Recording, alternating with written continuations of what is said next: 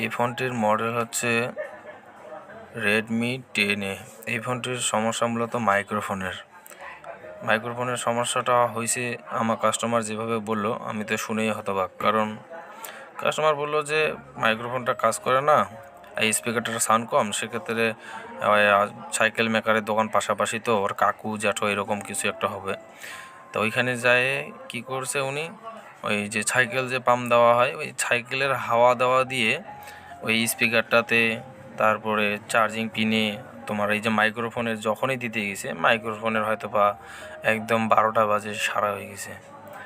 এখন মাইক্রোফোন পরবর্তীতে যখন কল দিয়ে কথা বলে, সেক্ষেত্রে আর ফোন কথাবার্তা তখন কিন্তু আর শোনা যায় না।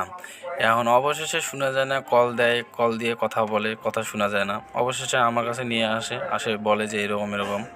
তো সব শুনে আমি ফোনটা খুলে মাইক্রোফোনটা সুন্দর করে দেখলাম যে লাইনগুলো আগে ঠিক আছে কিনা। মাইক্রোফোনটায় দেখতেই পাচ্ছেন এই ছোট্ট যেটা সোনালি কালার, এটাই হয়। পরবর্তীতে আমি মাইক্রোফোনটা খুলে একদম সব কিছু চেক করলাম যে মাইক্রোফোনের যেই 2টা পা থাকে, যে টার্মিনালগুলো, ওইখানে লাইন আছে। এখন ওই লাইনগুলো চেক করার পরে, মানে ওইখানে যেহেতু লাইন আছে, সেক্ষেত্রে আমি বুঝলাম যে এইখানে একটা 10 কিলো রেস্টোর দিয়ে আমি যদি এটা লাগাই দেই মাইক্রোফোন একটা কিপ্যাড ফোনের, সেক্ষেত্রে এইখানে এটাই হয়ে যাবে। পরবর্তীতে আমি 10 কিলো একটা রেস্টোর ম্যানেজ করার পর 10 কিলো রেজিস্টারটা কোথায় পাওয়া যায়, যারা টেকনিশিয়ান তারা ঠিকই জানে, হয়তো বা ব্যাটারিতে, নয়তো বা কোনো স্যামসাং ওই কিবা বোর্ডে একটা গুরু মিউজিকের। এখন পরবর্তীতে আমি মাইক্রোফোনটা লাগানোর জন্য মাইক্রোফোনটা কিন্তু জাম্পার করতে হবে।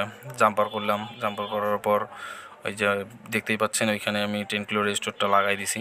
পরে মাইক্রোফোন একটা আমি জাম্পার করে নিছি জাম্পার ওয়্যার দিয়ে করে দেওয়ার পরে অবশেষে আমি লাগাই দিলাম। টাগাই দিয়ে কাজের ফাঁকে গাজর খাই মাঝে মাঝে হুটহাট। গাজর খাওয়া ভালো, জানি না।